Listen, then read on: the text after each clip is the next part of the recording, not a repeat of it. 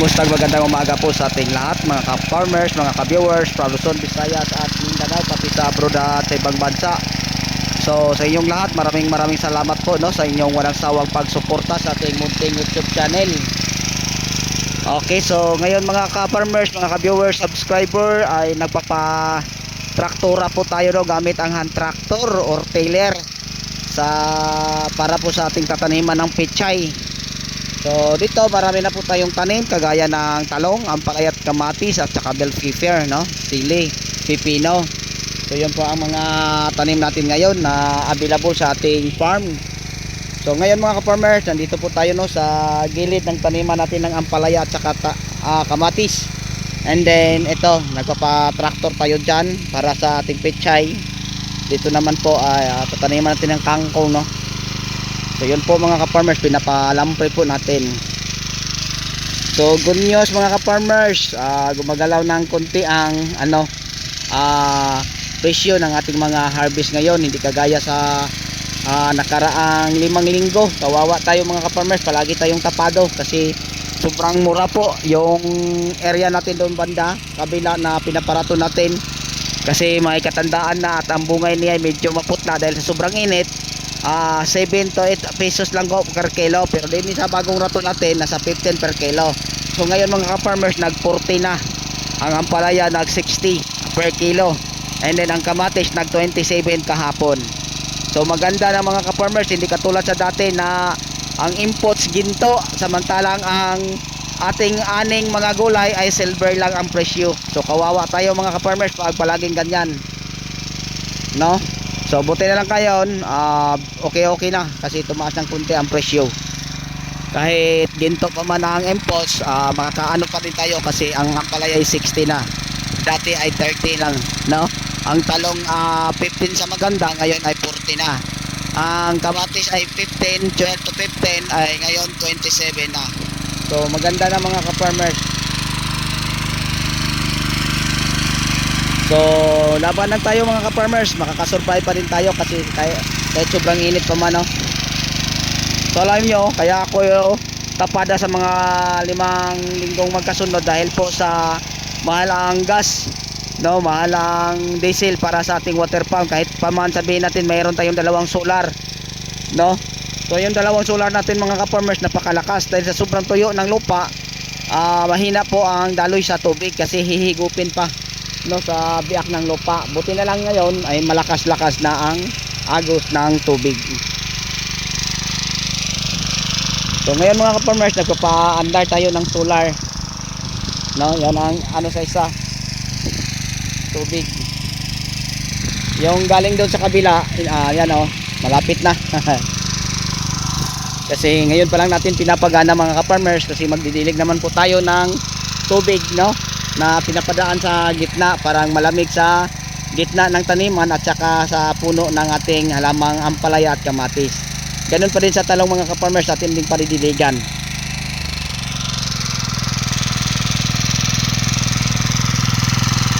Yan.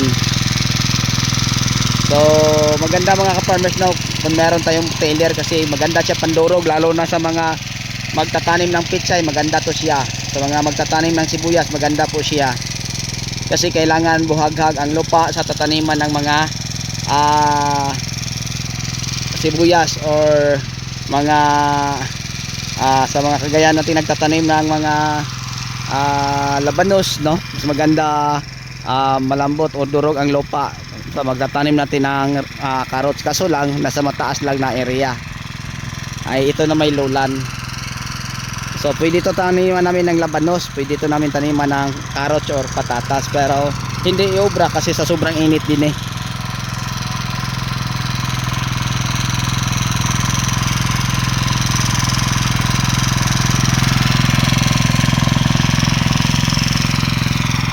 So yun po, patapos na po si Bunso, siya po ang nagtraktora para sa tataniman po natin ng pechay. So lamang tayo mga ka-farmers pag meron tayong kahit ganito lang, no, trailer, kasi pag hindi lang masyadong matigas kaya to magtraktor isang araw. Kung 100 lang kaya to isang kalahati hanggang 2 hektarya. So nasubukan na namin dito mga ka-farmers, isang araw kaya isang hektarya kalahati.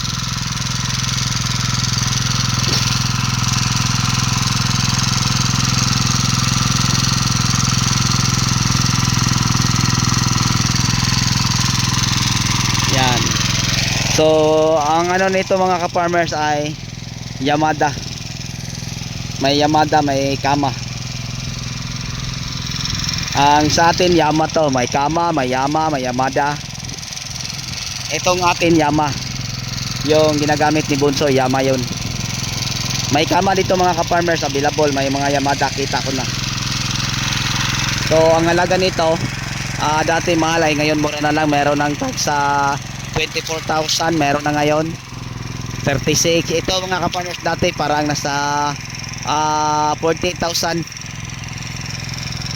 So nasa mag 8 years na po itong hand track tiller na to. Matagal na po to.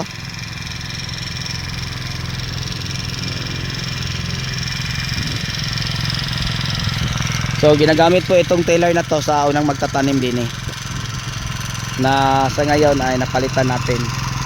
So wala na po sila mga ka-farmers.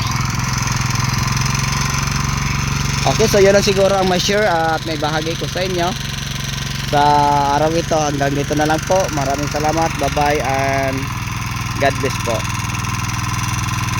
So kung may mga katanungan man kayo at mga videong ipapagawa na wala pa sa ating mga nai-upload, pwede po kayo mag-request ng mga farmers para magawa natin ng video para ma-share ko ang aking mga karanasan o experience sa pagtatanim ng kahit anong uri ng mga gulay. So yun po siguro mga ka-farmers. So kung lalapitan natin, durog na durog mga ka-farmers, no, para ang buhangin ng daplin katabi ng dagat ang ano po kinalabasan sa ating pinapatiller. Yan. Kaya niya mga ka-farmers, pag halimbawa ay nadaanan na sa malaking traktora. Ito nadaanan to, mag 2 taon na ang nakalipas sa malalaking traktora. So yan mga ka-farmers, yun na lang ang aming ginagamit, no, sa pagdudurog ng lupa. So bang init din niya, tingnan nyo, parang buhangin. Tapos napakalalim pa ang ano niya. So napakaganda tingnan ang resulta. So nasa mga 5 to 6 inches siguro ang lalim din Tapos sobrang durog. Pag kalipas siguro ng 3 to 4 days, sobrang linis na ito kasi yung mga damo ay patay na. Ayan, may mga Carabao grass din Ayan So ngayon pa lang po ito yung inaararo ni Bunso. Para po ito itataniman po natin ng pichay. Kaya nga mas maganda na meron tayong tiller kasi meron na ngayon ang tiller na 24,000. Maganda siya kung halimbawa ay magtatanim ka ng pechay, parang durog mo sa lupa katulad nito, parang buhangin na ang kinalabasan. So yun lang po siguro. Thank you, bye bye and God bless.